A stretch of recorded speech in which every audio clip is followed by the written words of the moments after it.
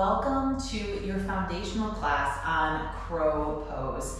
So in today's class, following my Elevate framework, we will be moving through crow pose in the empower and learn phase of the framework. So we're going to establish solid foundations, do some quick key drills, and get you on the right path to not only achieving this pose, but possibly strengthening it and advancing it into something fresh for your practice. So let's get started. Come meet me in the middle of your mat in a cross-legged position and make sure that you have a block close by so that you can easily grab it. Let's come and center for our practice. So find your favorite cross-legged position, whatever that is for you, and bring your hands down on your knees. Close your eyes. Take a nice deep breath in and exhale. Again, take a nice deep breath in, fill up your lungs all the way to the top until you can take in no more air, and then exhale everything out nice and slow, allowing your body to relax a little deeper into this space and time. And one more, take a nice deep breath in, fill up your lungs, and then exhale everything out. Press your sits bones down into the floor. Engage your abdominal muscles and lift your ribs up away from your hips. Relax your shoulders, your elbows, your wrists, your palms, your fingers, and thumbs. Lighten the load on your cheekbones, unwind your jaw, and relax your tongue. And move your head directly over your heart. And just notice how that feels.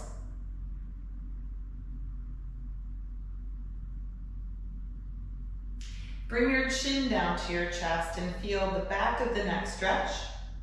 Circle your head over to the right so that your right ear is stacked over your right shoulder. Bring your right arm up over to the left side of your head and extend your left arm out, down, and away from you, stretching through your fingertips. Never allowing your fingers to touch the floor, always stretching to something beyond it. And then bring your hands back down to your knees and circle the chin back to the chest, and then let's do this over to the left. So left ear stacked over the left shoulder.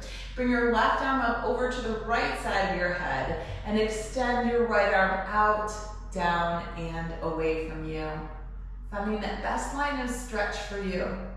Keep your core muscles engaged so that you're sitting tall and supported in the seat. Great, then bring your hands back down to your knees. Circle your chin back to the chest. Leave your chin into the chest. I'm just gonna turn profile so that you can see what I'm doing. Bring your hands behind your head, interlace your fingers, and then bring the elbows forward so they're pointing the same direction as your eyes. Suck your stomach in and move into a rounded forward fold. So the elbows are pointing down to the floor, down to your shins. Pull your shoulder blades away from the spine. Stop anywhere you need to. So if it feels really like, wow, intense stretch somewhere, stop there. If you're a little bit more open, you've done some movement already today, maybe elbows resting on the shins. And then gently come back up. Restack your vertebrae one at a time until your chin comes up last, and release your hands from behind your head. Now, let's grab that block and have your block, when it's facing you, it's at a level 2, so this would be level 1, level 2. Hands on either side of the block and press the arms straight out at the shoulder line, feeling the shoulder blades protract so they're pulling away from the spine.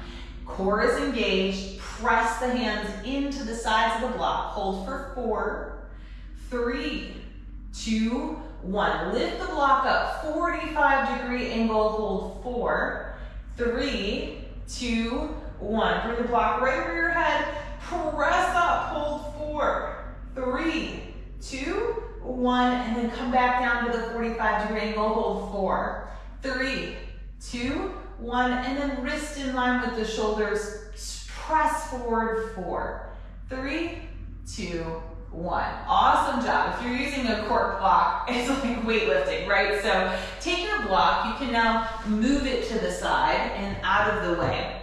From here, moving into a boat position. So bring your knees into your chest. Sit up as tall as you can. For this one, we'll be doing crunches in boat, Navasana. Bring your hands behind you, fingertip grip to the mat. Open up your feet hip-width distance.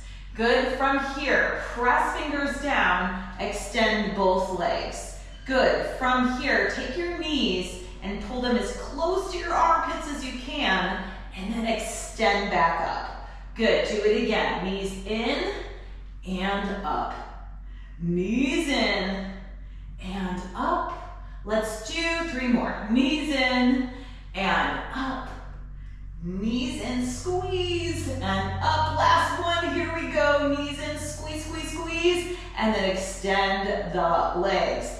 Awesome. Cross your ankles.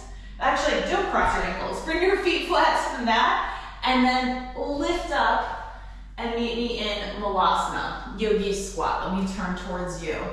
So in this position, if your knees turn out, your feet turn out, and you never force anything. Allow your hips to come closer to the floor. Take your elbows, press it against the inside of your knees, palms pressing into each other. Rock into your heels. Lift up a little bit more. Breathe into it. Awesome. From here, a little bit more core and strength training. Bring your hands to the mat and step back to downward facing dog. Pull the shoulder blades apart. Puff up the back of the heart. Suck your stomach in.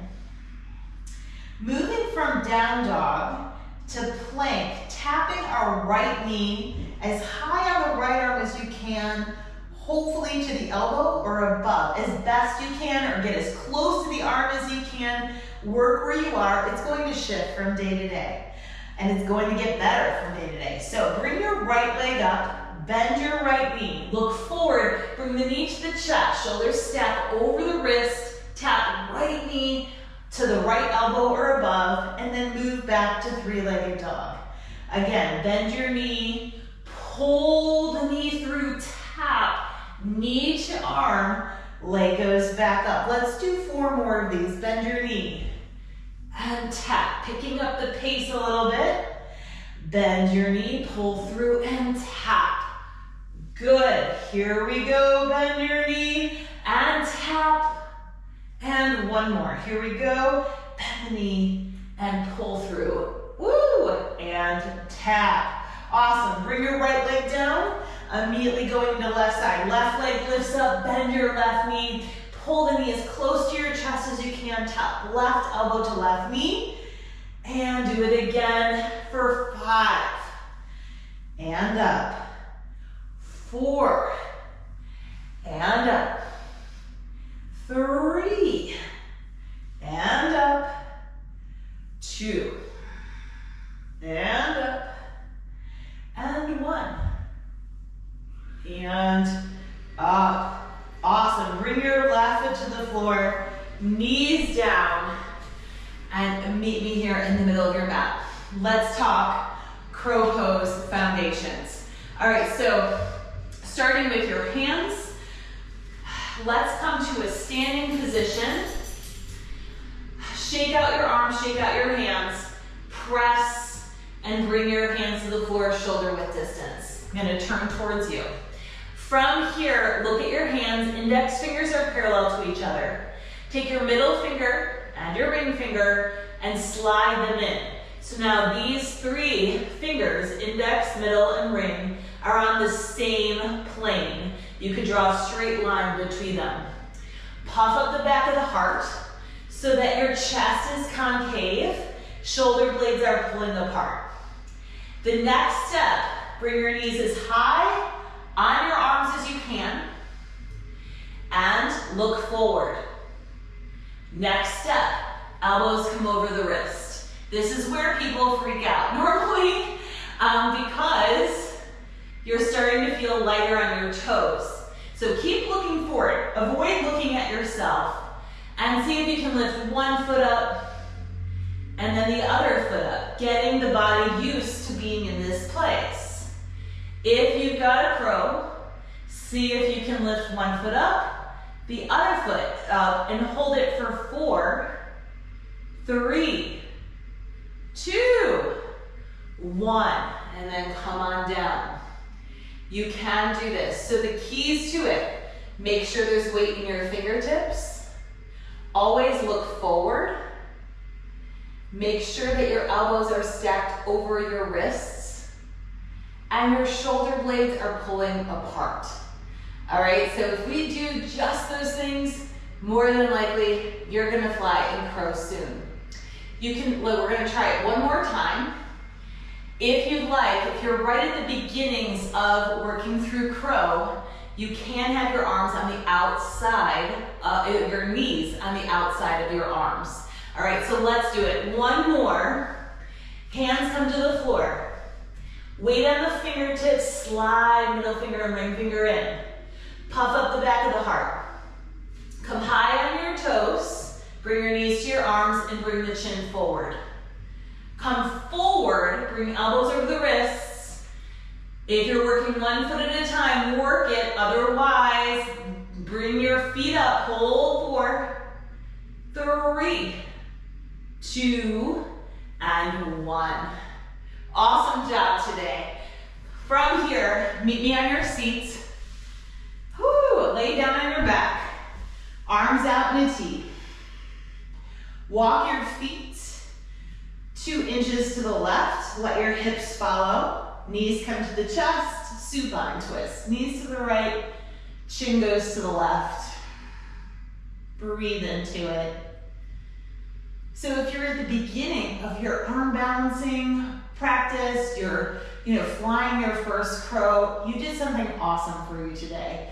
You stepped on your yoga mat. You hopefully maybe learned something new or heard something new. And know that it's all coming your way. You just have to keep showing up in this space and stepping on your yoga mat again and again. Let's come out of supine twist, other side, get your hips right underneath your shoulders, and then walk your feet and your hips 2 inches now to the right. Knees come to the chest, and chin goes to the left. Always ending with a twist to realign the spine, to neutralize the energy so you're feeling really great in your body and your mind. And then come back to your center, get your hips underneath your shoulders. Final Shavasana, extend one leg down and then the other. Allow your feet to fall away from each other. Bring your arms to your side body with your palms facing up. Fold your shoulder blades into each other. The neck is long. Relax your jaw. And allow your body to just be. Do a quick scan of the body. Notice where you're holding on to tension. And ask that piece of you to relax just 5% more than it is right now. I notice that you can always relax just a little bit more. Stay in your final Shavasana as long as you need it. If you enjoyed this tutorial on crow pose, I hope you come back for the next video on it, where we'll take it a little bit further, following my Elevate framework. I would also love if you could comment below if you enjoyed this practice, like, subscribe, all of the good things that we do on YouTube.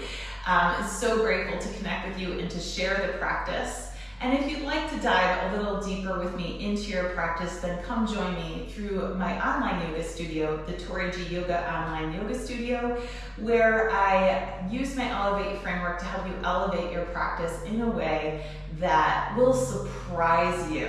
So you can find all of the information below. Would love to work with you a little deeper on your practice and help you just elevate and surprise yourself on every level when it comes to what is possible for you. So glad we got to connect over this session today. I look forward to coming to and meeting you on your yoga mat someday soon.